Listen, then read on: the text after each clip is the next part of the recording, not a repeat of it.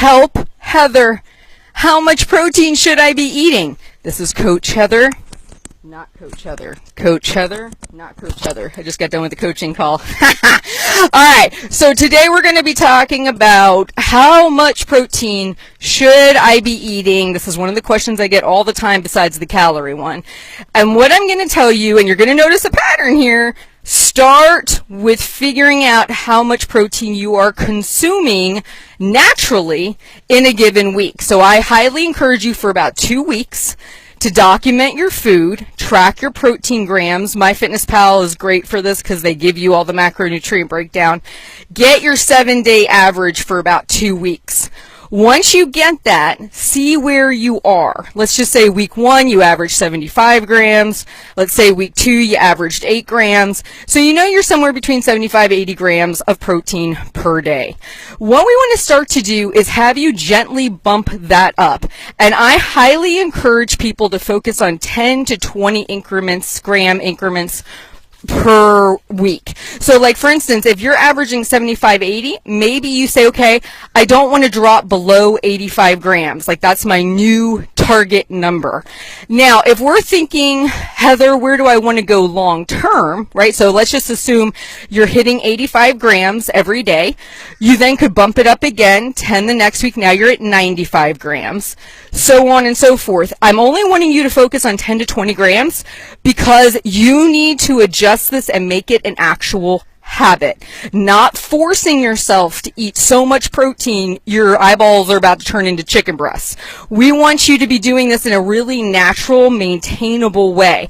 So if you're talking 10 to 20 grams, we're talking about anywhere from a half a cup of Greek yogurt to maybe an extra 3-ounce chicken breast. That's what we're talking about per day.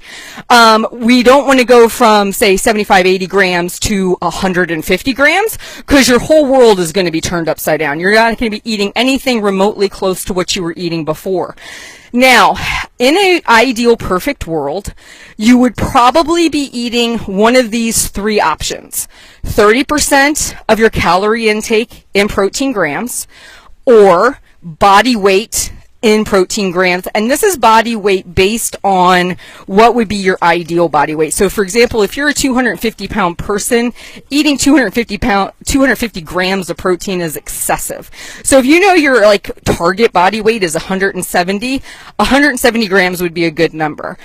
If you're somebody who's getting DEXA scans or bod pod tests done and you know your lean body weight, so if you know your lean body weight is 120 pounds, I had one client, she was 140, I was so proud of her.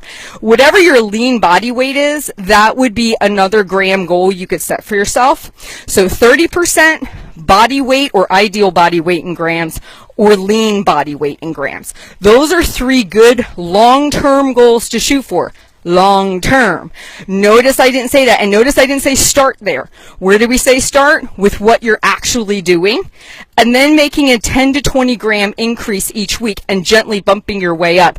That is the easiest way to do it, and the way that it will become permanent in your life. If you try to do the extreme and go from where you are to one of those 3 numbers that we just discussed, you're going to feel very overwhelmed and it's going to be very difficult. So this is the question that I get probably second to the calories. And if you're thinking about how important is it, or where does it fall in the hierarchy of importance, calorie target first, protein target second. That's kind of how I work with my coaching clients on what they should be focusing on. You guys have a wonderful day. Coach Heather, checking out.